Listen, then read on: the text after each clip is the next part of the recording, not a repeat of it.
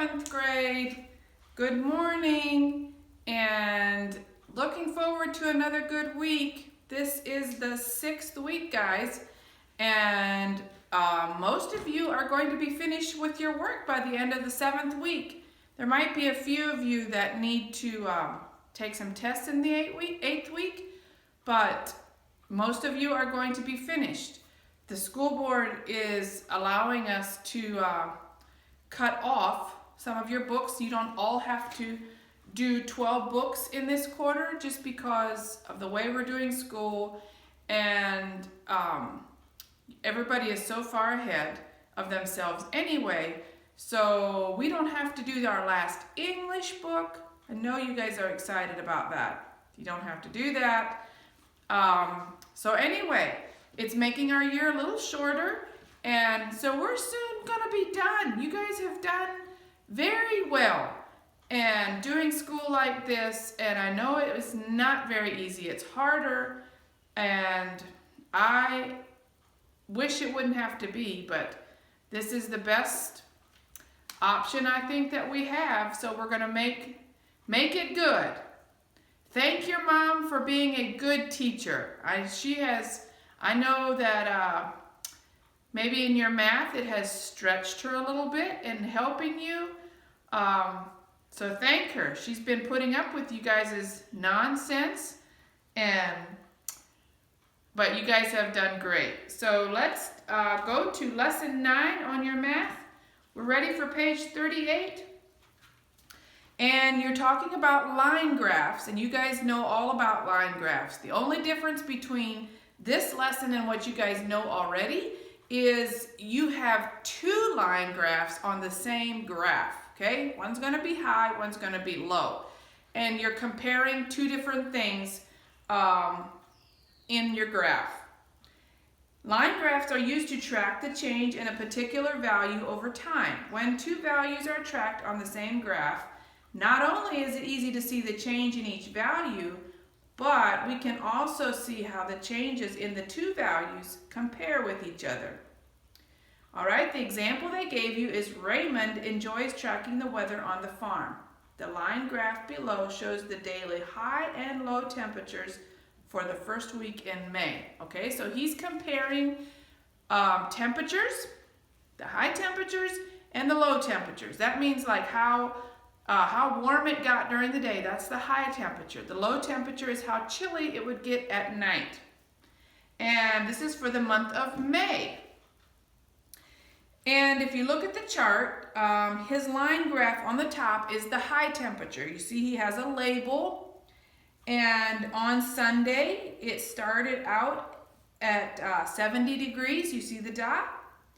And on Monday, it goes up a little higher. Tuesday, it's up to 80 degrees. By Thursday, it goes down to 65.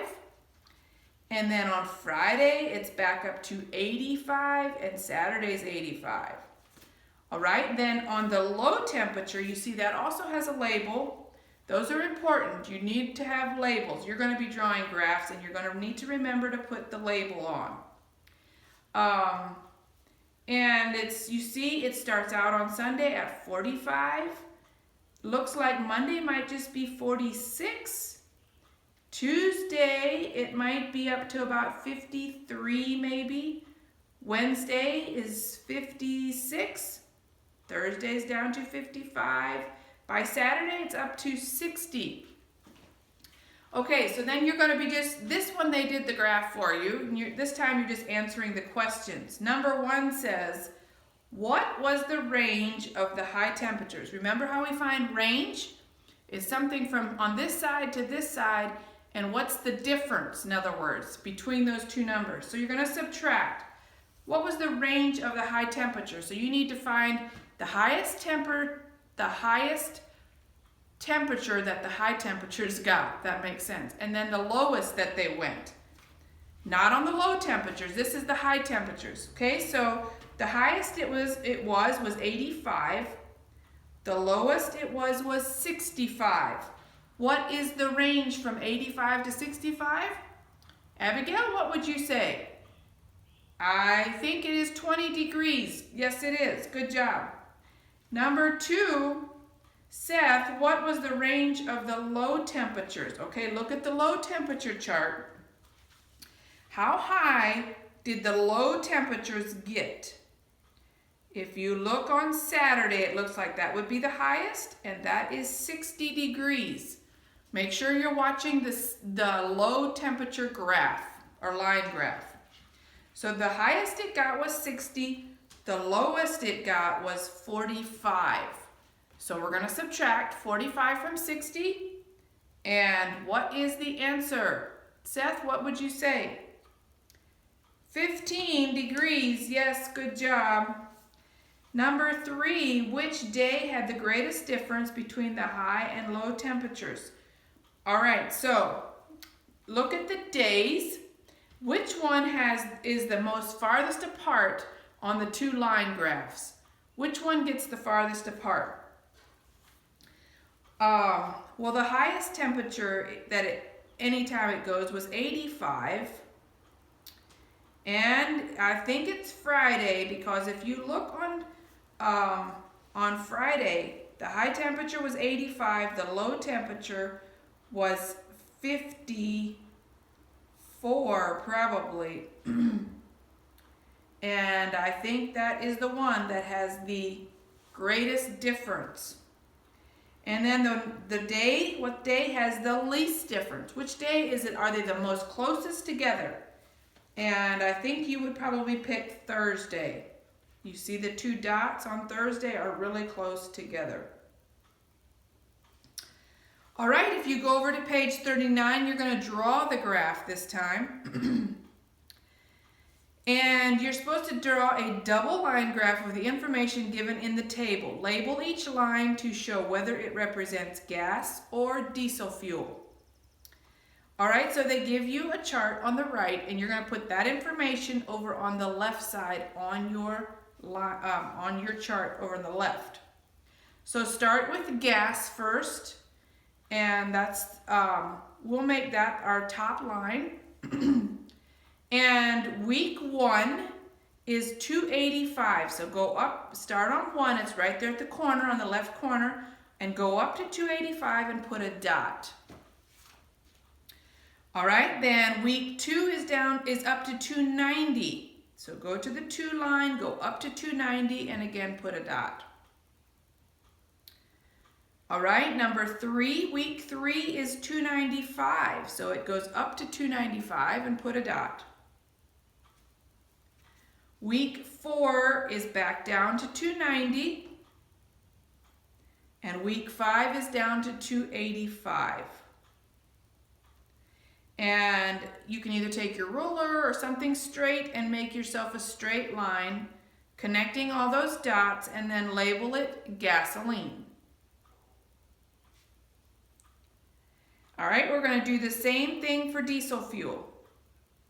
Diesel fuel, week 1 was 265. So find week 1 again and put a dot at 265. And week 2 is $2.60. Week 3 is up to 270. Week 4 is 260. And week 5 is also 260. Again, take your something straight, ruler or something, draw your line, and label that one diesel fuel. Hope that all makes sense to you.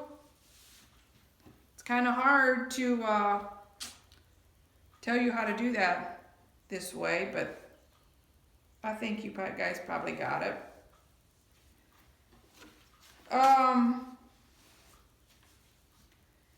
On number 23, on page 40, Raymond purchased a bag of crimp sleeves for splicing fence wires together. A pack of 25 crimp sleeves cost $4.95.